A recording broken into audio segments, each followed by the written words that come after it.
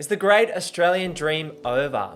Are the younger generations going to be reliant on their parents and grandparents bailing them out with funds to go and buy their first home or break into their dream property? Or are they going to be sitting around and waiting for the inheritance? Maybe that great Australian dream is over of owning that quarter-acre block in the suburbs, enjoying it with the family and kids, and still having enough money to enjoy life and do some travel. In this video, I want to talk about 3 key areas impacting everyday Australians getting into the dream of home ownership. We're going to discuss issues around savings. Is the dream of home ownership dead? And what can you do to make things happen in your favor moving forward? Firstly, let's talk about the struggles of saving for a property. Soaring house prices have made it almost unrealistic to even save a deposit for a home.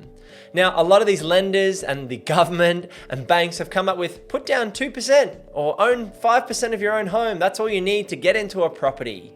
But usually those properties are apartments in high-rise buildings, maybe they're townhouses in major subdivisions or small blocks of land in the middle of nowhere. The styles of property that you can break into, even if you've got a small deposit saved, can be quite underwhelming. And these assets generally don't appreciate as well as some of those properties in better locations and on larger blocks and with more amenity and access to infrastructure. So even if you get your foot in the door, if you buy the wrong type of asset, it can really set yourself back compared to others who buy the right types of property to begin with. We also have an issue with stagnant wages. So over the last 20 years, property prices have gone up 194% across Australia. Now, have a quick guess as to how much you think wages have grown over the last 20 years. Wages have gone up 81%, which might be a little bit higher than you were thinking, but if you look at the numbers, 194%, over 81% uplift in wages is not comparable in terms of wages keeping up with property prices. Now, that's only looking at Australia over 2 decades at a macroeconomic level. At an individual level, your circumstances could be very different to the person next to you. You need to look at the career path that you've chosen, your job prospects, as well as the area that you're living in. If you're growing up in Sydney and the average house is $1.5 million, then you're unlikely to be able to break into that market. Rents have risen, costs of groceries, fuel, insurance, everyday living costs have significantly increased, and this is taking away from people's ability to save. At the end of the day, your savings are a fairly simple calculation. The money that you bring in, less your expenses, will be the savings that are left over. But for an Aussie on $90,000, once you take out the tax, once you take out rent, once you take out childcare or kids or cost of living around groceries, health, lifestyle, travel, having a holiday each year, there's really not a lot of money left to invest. You need to try and create a larger disparity between your income and your expenses, even just for a period of time, to get your snowball rolling in terms of your savings and allow you to break into the market. So, is the dream of home ownership dead? Well, yes and no. I think the old school dream of home ownership is dead. Owning a quarter-acre block and paying $200,000 for the land and building a cheap house for $100,000 is not feasible these days, not in the locations where people are wanting to live. The truth is, most Australians are congregating around the major cities, around the Brisbanes, the Perths, the Adelaides, the Sydney, and the Melbournes, and Canberra as well. Those are going to be your major hubs in terms of most Australians living along the coastline in those major capital cities.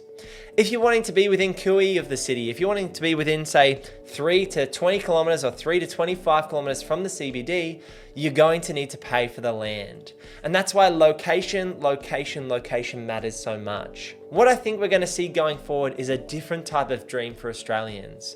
We've seen the rise of rent vesting, where people look to live in a share house or live with their partner and reduce their living costs in terms of their rent, or if they want to, live where they really want to, live in an apartment in Bondi on the beach, but then use the excess cash flow to buy other investments to grow their asset base and build their wealth that way. A strategy for a lot of those people will be, once they've built, say, 2, 3, 4, 5 investment properties in their asset base, maybe they'll go back and sell down 2 or 3 of those assets, and then they can buy the dream home for about $1.5 to $2 million in Sydney, for example.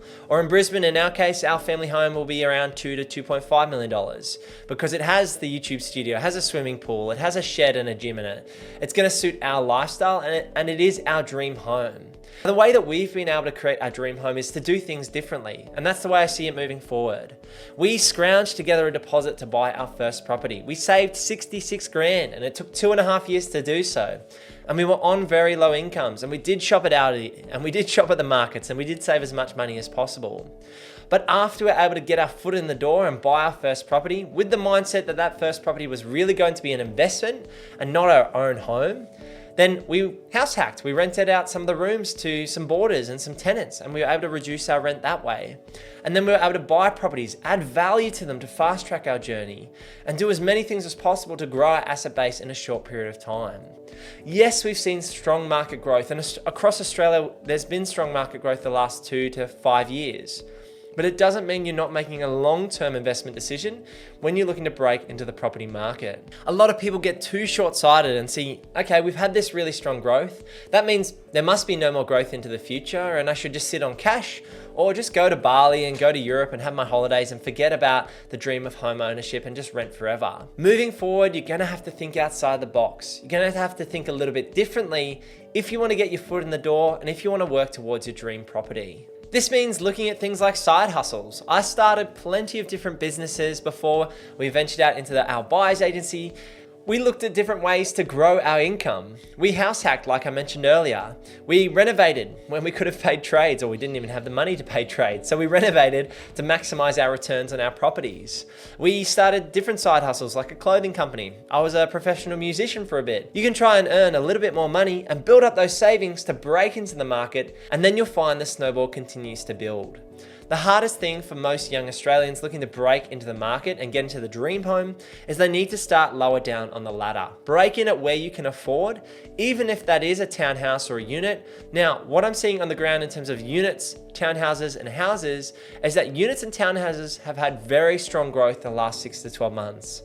The value proposition between units, townhouses and houses isn't as wide as it once was. So you may, in some circumstances, be better off saving for a house in the right location or breaking into the housing market because you have more land component, because units and townhouses have gone up so significantly the last 12 months. If you can also get together with a partner and boost your serviceability, this can be another great way for you to break into the market sooner. It doesn't have to be your spouse, it could be a sibling or a cousin or a very close friend, but just be wary that you do need an exit strategy written down on a contract or a piece of paper, confirming how you would exit out of that deal if you did want to go your separate ways. The last key point I want to mention is that you take advantage of everything available to you. We have so many free resources out here on YouTube now. You can get educated around how to make the most of your property journey. And if you're looking to get your foot into the door, maybe look at all the government grants and state government concessions that you can get with buying your first property and maximizing those as well. If you're looking to get a little bit more advanced, you should then look into company and trust structures and how these can help you with tax minimization, with asset protection and land tax efficiencies, and build out a portfolio that way too. If you're feeling like you'd like some help and you're looking to secure a property here in Southeast Queensland in the next 3 to 6 months, then head over to purposeproperty.com.au. We can sit down and talk through your specific circumstances. We can talk about your journey to building your property portfolio and growing your asset base and potentially buying the dream home, and how we can help you achieve those goals. So head over to purposeproperty.com.au to book in a free chat. I'd love to hear your thoughts in the comments below. Is the dream of Australian home ownership dead?